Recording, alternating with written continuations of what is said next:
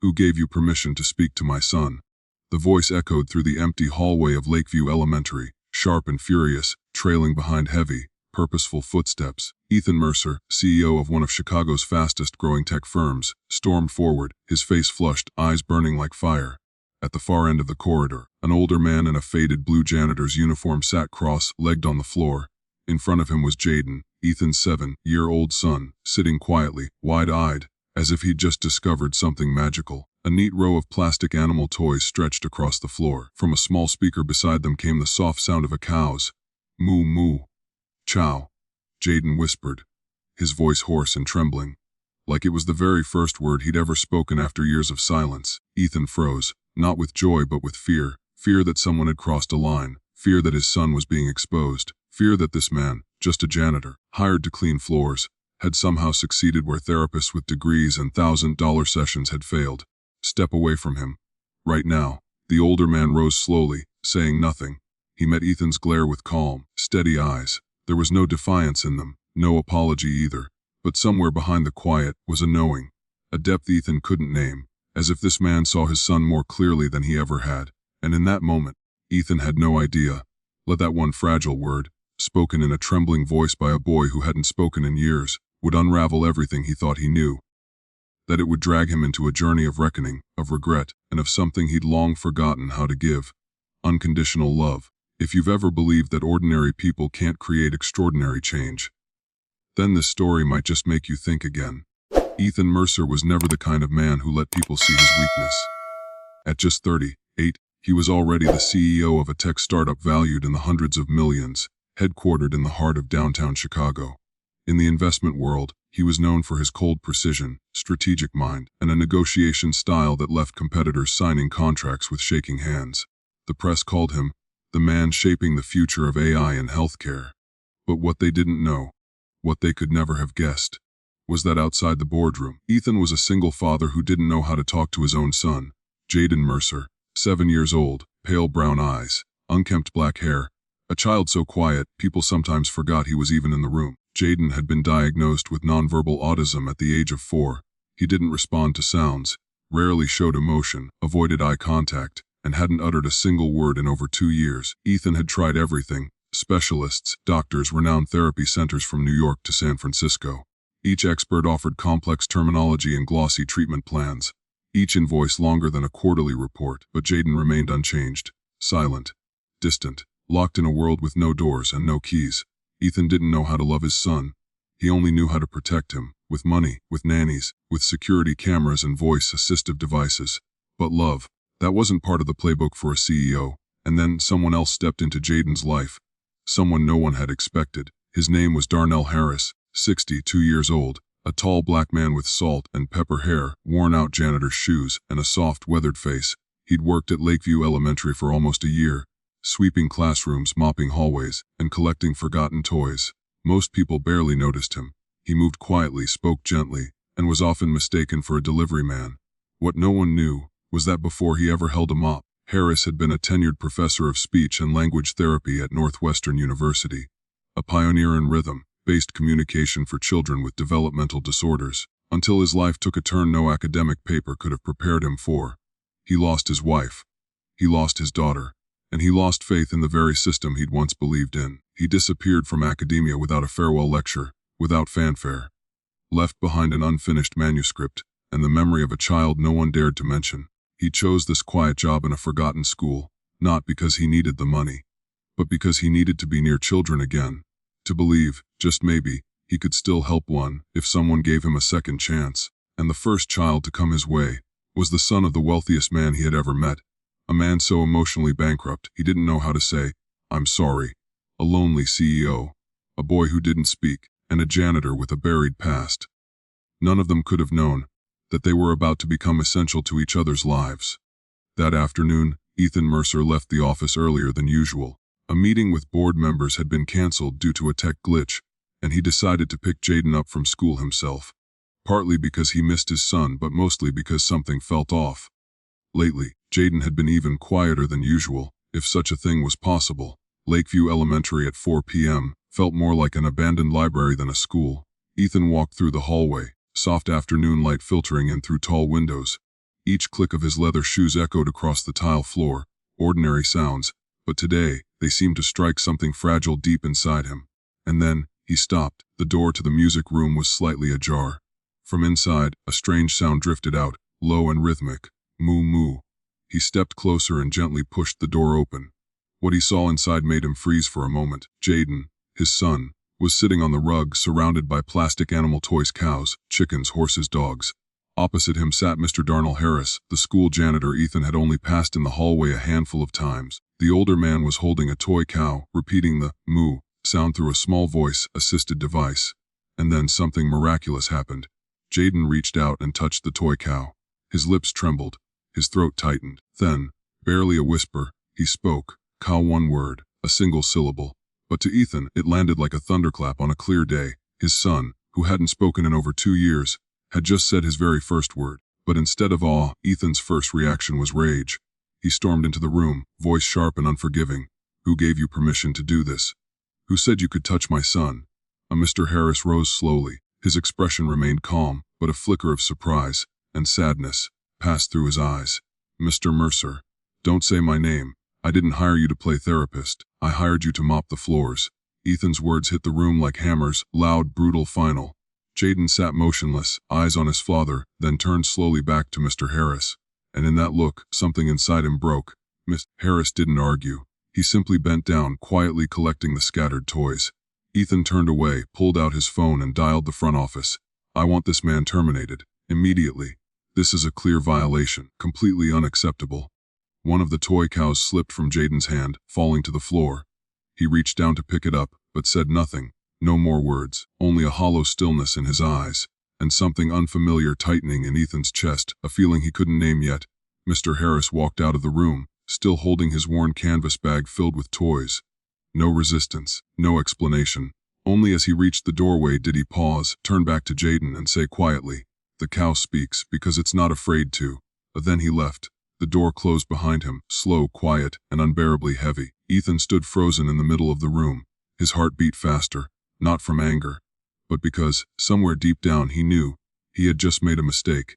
But he wasn't ready to admit it, not yet. Before he ever picked up a mop or put on a janitor's uniform, Darnell Harris stood at the front of one of the most respected speech therapy departments at Northwestern University. He was a man who inspired others, a scholar celebrated for his groundbreaking research on the role of music in activating language centers in children with autism. A man who once believed, truly believed, that every child had a voice. They just needed enough time and enough love to be heard. But all of that changed one chilly autumn afternoon 10 years ago. His daughter, Luna Harris, was just 5 when she was diagnosed with a severe developmental language disorder. And despite being one of the top specialists in the field, Darnell couldn't find a way to get his own daughter to say the word he longed to hear most, Daddy. He tried everything: rhythm therapy, tactile interaction, music immersion, visual response training. But Luna didn't respond. She lived in a world of her own, one no one could enter, not even her father. Then, one rainy afternoon, as he was reaching into the trunk for an umbrella, Luna slipped out of the car. She ran after a stray cat across the street, and the truck didn't stop in time. Everything ended there. No more therapy sessions.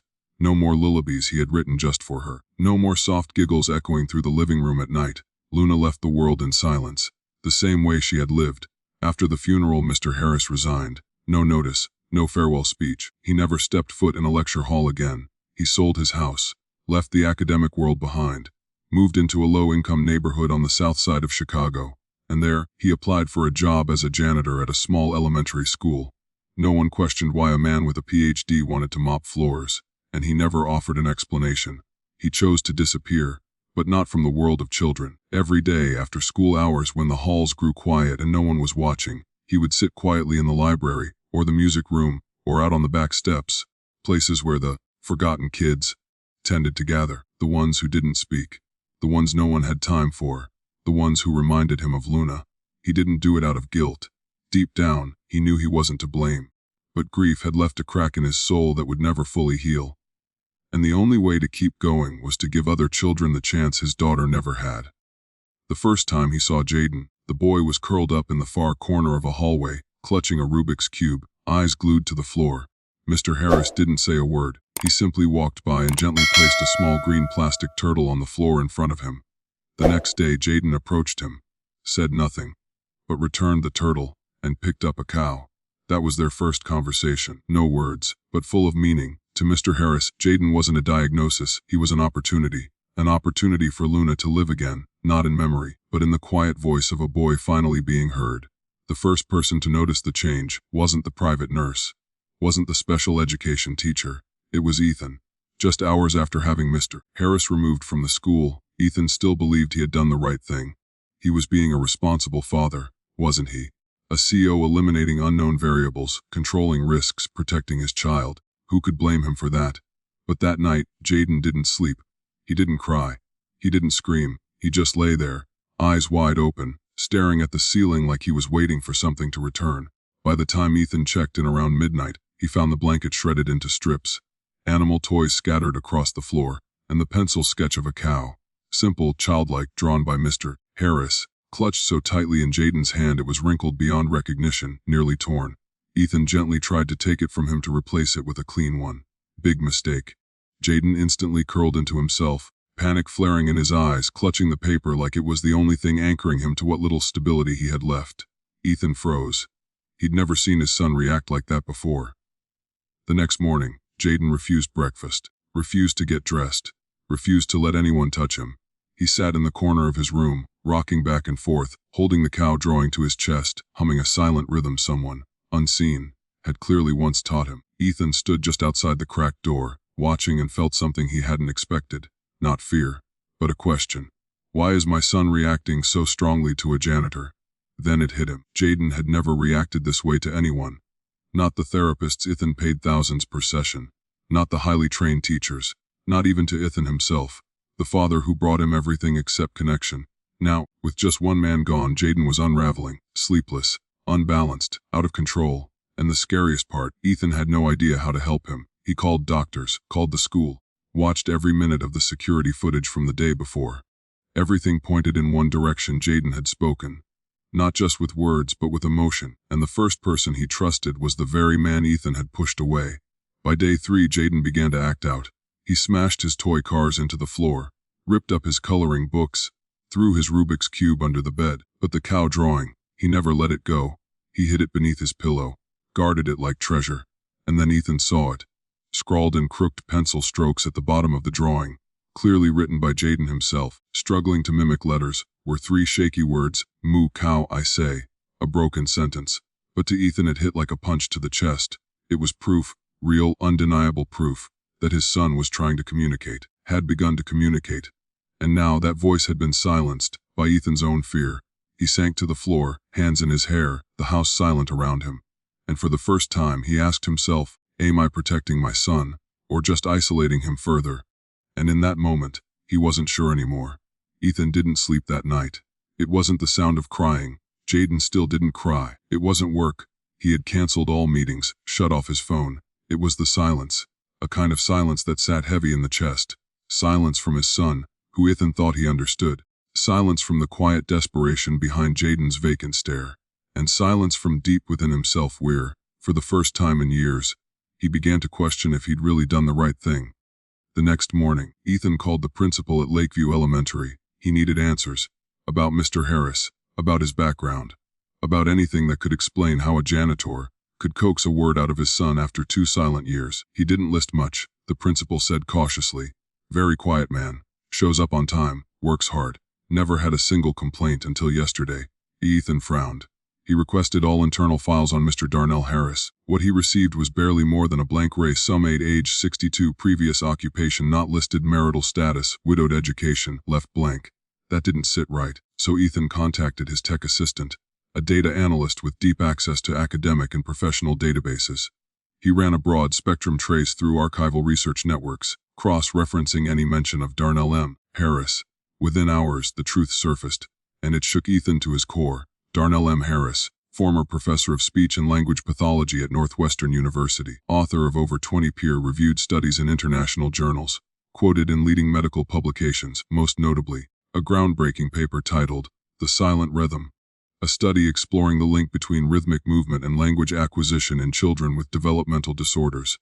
Ethan sat in stunned silence. This man wasn't someone who overstepped. He was more qualified, infinitely more qualified, than any therapist Ethan had hired.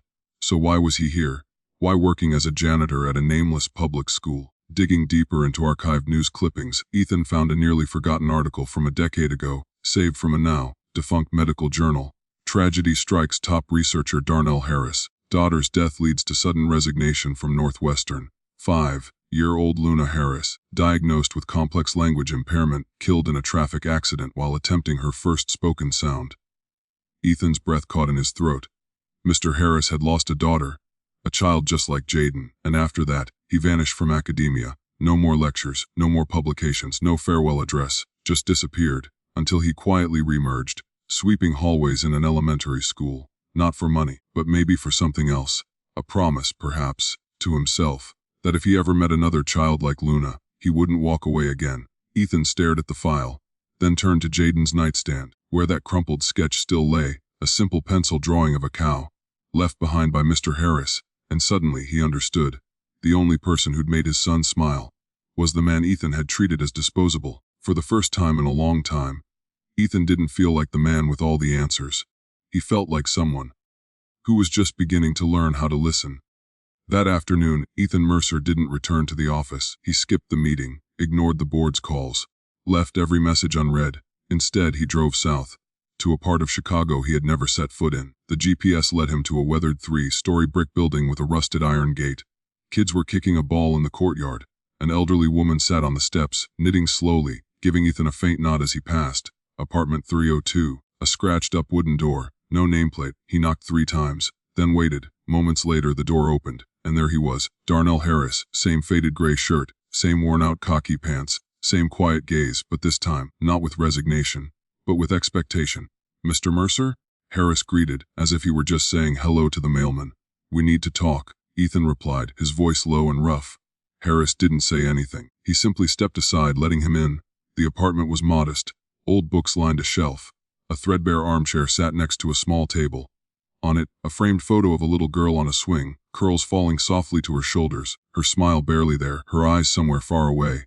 "Luna?" Ethan asked quietly. Harris nodded, but said nothing. Ethan sat down, lacing his fingers together. "I looked into you. I know who you are. I know you were a professor. I know about the accident, about your daughter." There was no surprise on Harris' face, just a long exhale, as if he had been waiting for this moment all along. "Then you must also know why I stopped teaching," Harris said softly. Ethan nodded. "And I know, I was wrong." The air shifted. For the first time since all of this began, Ethan, the man who always had the answers, who always had control, admitted something he once thought impossible. "I looked at you like someone beneath me, a janitor, someone who had no business entering my son's world." He swallowed. "But it was you were the one who got him to speak." His first word. After 2 years, Harris remained still, no judgment, no sarcasm, just listening, waiting.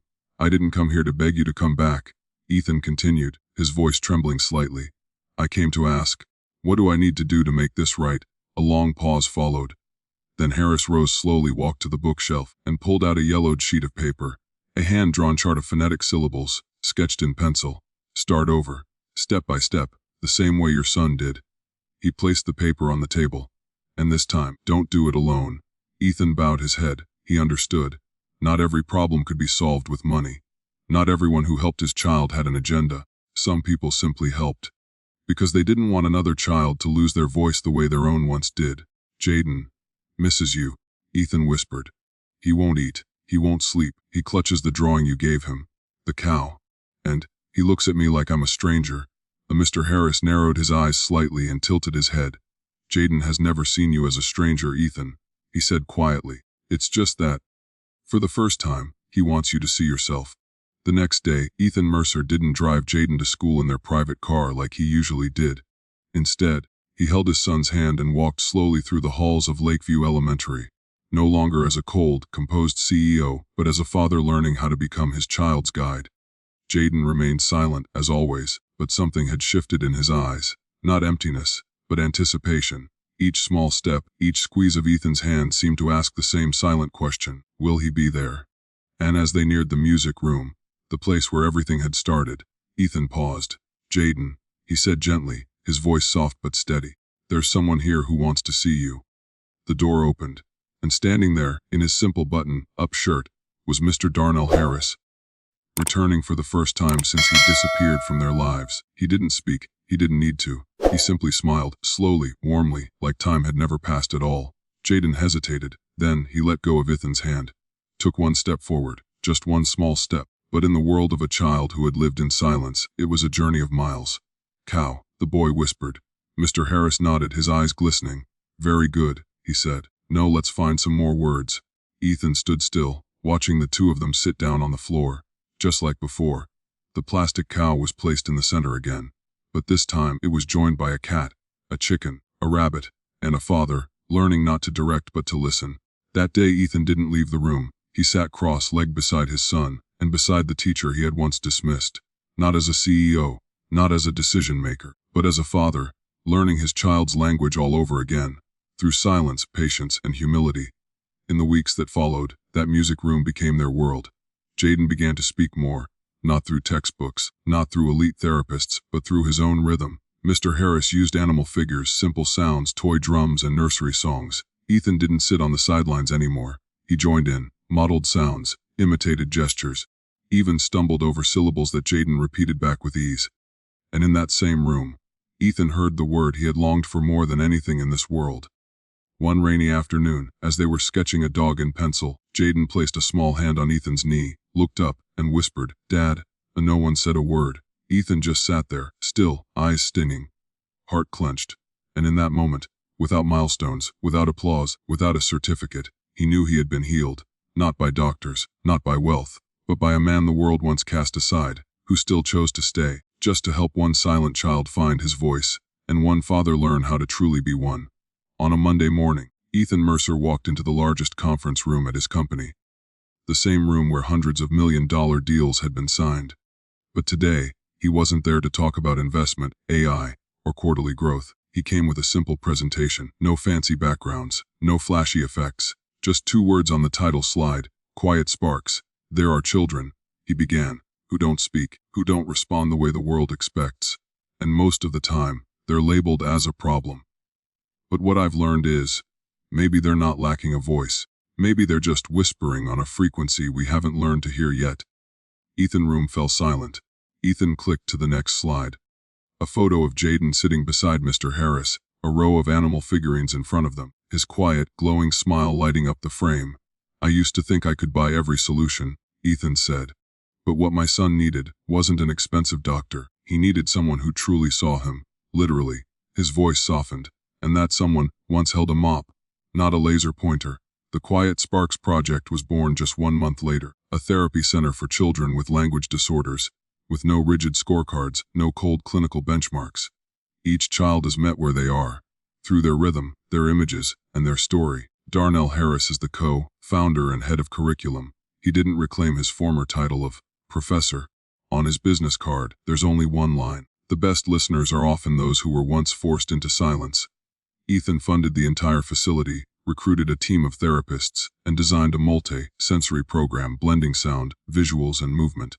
He also helped launch a communication app called Luna, named after Mr. Harris's daughter. Jaden was the first student. He didn't just learn how to speak, he learned how to help others find their voice too. He became the silent guide, walking around with that same drawing of the cow in his hand, passing on the very first lesson he ever received. A year later, at the grand opening of Quiet Sparks' second location in New Jersey, Jaden took the stage alongside Ethan and Mr. Harris. Now 8 years old, he held the microphone with both hands, a little nervous, but with eyes full of purpose. "Hello," Jaden said slowly. "My name is Jaden. I didn't talk before, but someone waited for me, so now I help others talk too." The crowd rose to their feet in applause, but only 2 people cried. One was Ethan, a man who once thought this moment was impossible, and the other was Mr. Harris, a man who once lost a daughter who could never speak, but had now helped hundreds of children find their very first words. Quiet Sparks isn't a program. It's an apology turned into action, a regret turned into opportunity, proof that sometimes, the quietest things reach the deepest parts of the human soul. 2 years after Jaden spoke his very first word, Ethan Mercer stepped into the room that had once been the quietest place in his life, the small music room at Lakeview Elementary. It was still the same, the old brick walls, the faded green carpet, the shelf in the corner, still filled with animal figurines. But one thing had changed completely: the sound. Music now filled the space, soft, steady, children's laughter, clapping hands, and the fragile whispers of first words being spoken. Not clear, not perfect, but real, so real it ached. At the center of the room, Jaden, now 9 years old, was guiding a younger girl with a speech disorder. He gently placed a small horse figurine on the floor and slowly pronounced the word, horse, horse. The girl didn't speak, but her eyes lit up, and for one quiet second, she reached out, touched the horse, and smiled. Ethan stood at the door, frozen.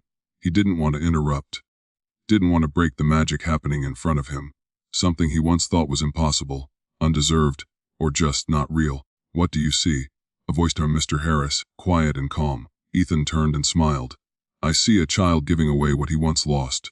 Mr. Harris nodded, his eyes deep, peaceful. 2 years ago, I thought you weren't humble enough to learn that," he said softly. "I was wrong." Ethan didn't reply. He just breathed out slowly. "I used to think being a father meant giving your child everything you had. But what I've come to understand is that being a real father means having the courage to enter your child's world, instead of forcing them into yours." And Mr. Harris said nothing more. They stood side by side, two men from different worlds, once in conflict, once broken by misunderstanding, now united in a space where children once labeled as problems were seen as sparks of light, quiet sparks, enough to brighten even the darkest rooms. That night, back at home, Ethan sat beside Jaden's bed. The boy was fast asleep, hugging his favorite stuffed bear. On the wall hung Jaden's first fully completed drawing, a butterfly, wings wide, flying above scribbled letters and sounds. "Fly," Jaden had whispered when he handed it to Ethan. Ethan had never forgotten that word. A butterfly doesn't need to fly in a straight line. It doesn't need to be perfect. It just needs to try, even if it flies differently than the world expects. And maybe Jaden was that butterfly. And Ethan, he simply needed to learn how to stop holding him down. In a televised interview months later, when asked about his biggest regret in life, Ethan didn't mention failed deals or bad investments. He just looked into the camera, paused, and said, "I once judged a man because he didn't wear a suit, didn't go to my school, didn't look like me, and I almost lost the chance to help my son find his voice because of it." Prejudice doesn't just rob others of dignity, it traps us in a box where all miracles are questioned. Maybe you're listening to this and thinking, "I'm not a father like Ethan. I'm not a CEO. I've never met someone like Mr. Harris." But the truth is, we all have a Jaden in our lives, someone quietly waiting to be heard. And we've all passed by a Mr. Harris, someone overlooked because they didn't speak loud enough. But if you're patient enough, compassionate enough, you'll realize some sparks are so small, so quiet, we miss them entirely. But if you learn to notice them, they just might light a path right back to your own heart.